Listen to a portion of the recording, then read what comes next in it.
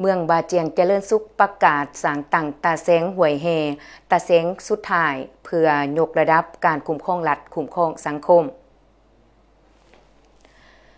วันที่30มีนา2026เมืองบาเจียงเจริญสุขได้จัดพิธีประกาศสร้างตั้งตาเสงหวยเฮขึ้นอย่างเป็นทางการเพื่อเน้นใส่ในการปรับปรุงกงจักการจัดตั้งและเพิ่มทวีขีดความอาสามารถในการคุ้มครองบริหารรัฐสังคมให้มีความเข้มแข็งและทั่วถึงพิธีดังกล่าวได้จัดขึ้นที่หอการบ้านห้วยแฮเมืองบาเจียงเจริญสุขแขวงจำปาสักโดยการเป็นประธานของท่านปริญญาเอกอำนวยเฮืองวงศากรรมการพรรคแขวงเลขาคณะบริหารงานพรรคเมืองท่านสุทธะเฮืองศักดิ์กุลบุตรห้องเลขาพรรคเมืองประธานคณะกรรมการปกครองเมืองท่านเสงสุริยากุวันทองห้องเลขาพรรคเมืองประธานกวดกาพรรคลัดเมืองท่านคำโสนศรีดาวงศ์ห้องประธานคณะกรรมการปกครองเมืองท่านเสงอาทิตย์คันดาลาห้องหัวหน้าคณะจัดตั้งแขวงมีบรรดาแขกเชิญจากแผนกการออมขางแขวงเมืองออมขางพร้อมด้วยบรรดากรมโกงของการออมขางเมืององค์การพุทธศาสนาสัมพันธ์ลาวเมืององค์การปกครองบ้านและพ่อแม่ประชาชนเข้าร่วมในพิธีทานสุทธาเฮืองศักดิ์กุลบุตรห้องเลขาพรรคเมืองประธานคณะกรรมการปกครองเมืองได้รายงานให้ฮู้ว่าตาเสงหวยเฮเมนหนึ่งใน4ตาเสงของเมืองบาเจียงเจริญสุขมีที่ตั้งอยู่บ้านหวยเฮห่างจากสำนักงานปกครองเมืองไปทางทิศตะวันออกประมาณ16กิโลเมตรมีเนื้อที่ทั้งหมด 15,621 กิโลเมตร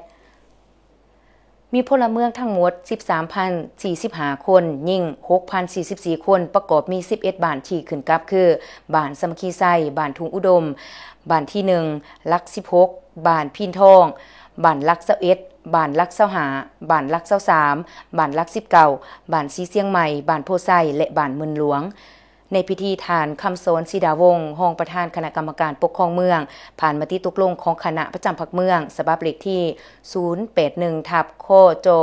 พมบจลงวันที่19มีนาคม2026ว่าโดยการแต่งตั้งคณะพรรคหากฐานตาเสงและวงตัวแต่งตั้งคณะบริหารงานพรรคหากฐานตาเสงผ่านข้อตกลงของท่านประธานคณะกรรมการปกครองเมืองฉบับเลขที่038/คปมบจลงวันที่19มีนาคม2026ว่าโดยการแต่งตั้งประธานห้องประธานตาเสงและหัวหน้าหน่วยงานของคณะกรรมการปกครองตาเสงหวยเฮซึ่งเห็นดีแต่งตั้ง1ท่านซีวีไซวงพจันทร์กรรมการพรรคเมืองเป็นเลขาคณะบริหารงานพรรคหากฐานตาเสงทั้งเป็นประธานคณะกรรมการปกครองตาเสงหวยเฮ2ท่านพันโทไสสวรรค์ศรีอัมพร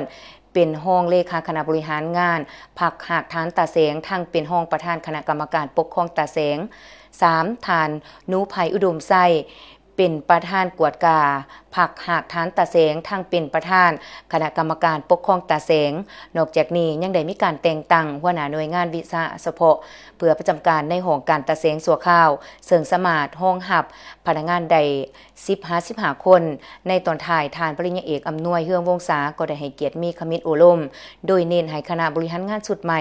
นำเอาบรรดาเนื้อในจิตใจบรรดาเอกสารที่ติดพันกับการสร้างตั้งตาเสงลงไปเผยแพร่อย่างทั่วถึงเพื่อเฮ็ดให้พ่อแม่ประชาชนอำนาจการปกครองทุกขันรับรู้เข้าใจเห็นได้ความหมายความสำคัญในการสร้างตั้งตาเสงพร้อมนี้ยังได้มีพิธีมอบรับงบประมาณอุปกรณ์พาหนะหับใส่เวียกงานอย่างเป็นทางการจากนั้นคณะประธานยังได้พากันตัดเทียบผ้าลั่นของ9 บาทเพื่อเป็นสิริมงคลในการเปิดตาเสงหวยเฮ